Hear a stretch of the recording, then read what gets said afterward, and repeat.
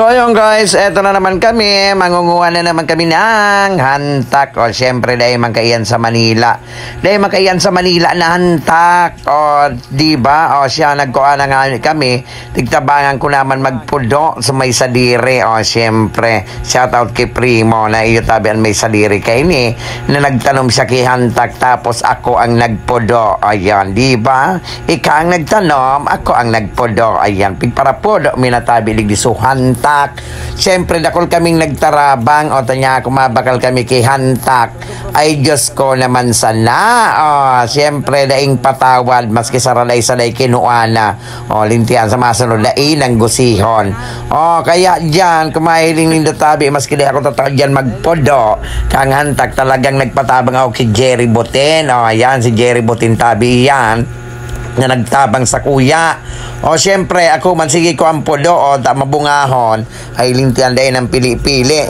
Basta sunakaptan ko ay sos podo tolos. Diba? Uni man si Master, si Jerry Bote, nagdadrama pa.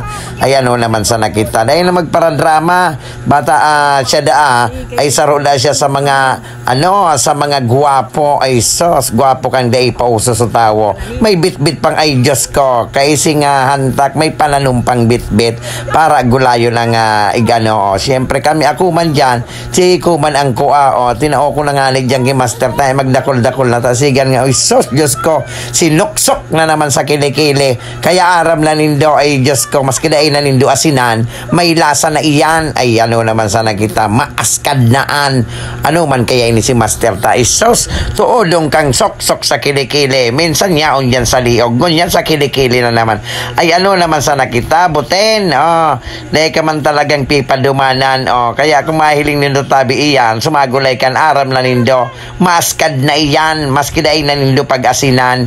Huli nga ni ako, sige ko maligdi ang pudo pa, tanya ko gari kulang pa ang samuyang, ang samuyang na ako ko, para pudo ko pa dyan, so pwede patabi, ipudo ang pasana da ini, nya ko pipudo ang pasana, di kami naman ang mapudo, so yan na nga ni gabuso na pudo me, nya ko, bakalun ko na sana, mga pirang kilo man sa nagayod iyan na napulo me, siguro kung mga 2 o 3 kilo man sa nagaro iyan na napulo me, nya ako na sana mabakal.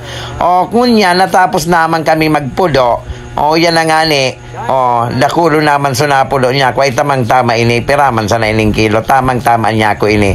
Siyempre, paluma na kami sa arong ni Primo, ayan mga nahiling nito tabi, kang yaon na kami sa arong, Diyos ko na sana, sabi ko, maray padain na kami nagpulo, tagarin niya ko, dakulo naman talaga ining yaon ligdi sa arong, muna mo sumatindi ako kigulayon, ay lintihan para niya ko pang gulay-gulay, may isos, bako naman niya ko ang karaw-karaw, pampistahan na bagaan, bata tinawan pa kami ni ate kaya turon, sos, Diyos ko na sana may merindalan pa kami, nainot na pala si Jerry Buti na nagkakaong-kaon na nga ni, salamaton, at syempre binakal ko naman iyang gabos, mas kitabi, gari na ako matinda sa baka kay Kaan, gari naman sa nasupanindan sa kuyang gulayon, salamaton, mas kidakulaan sa kuyang bayadan, thank you, syempre pinapulo ta na iyang gabos, alangan man ilibot pa iyan ni ate, kaya dahil ko na siya pinalibot, talagang binakal ko na iyang gabos, tangaling niya kung dahil ka na maglibot, siya kiluhan na niya ako, ang tangaling niya kung madara ko na iyang pauli kung pira iyang gabos.